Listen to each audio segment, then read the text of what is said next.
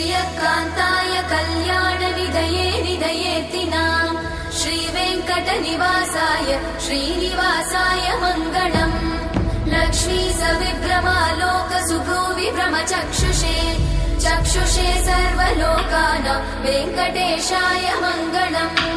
श्रीवेङ्कटाद्रिशृङ्गाग्रमङ्गलाभरणाङ्गये मङ्गलानां निवासाय श्रीनिवासाय मङ्गलम् सर्वावयव सौन्दर्य सम्पदा सर्वचेतसां सदा सम्मोहनायास्तु वेङ्कटेशाय मङ्गलम् नित्याय निरवध्याय सत्यानन्दचिदात्मने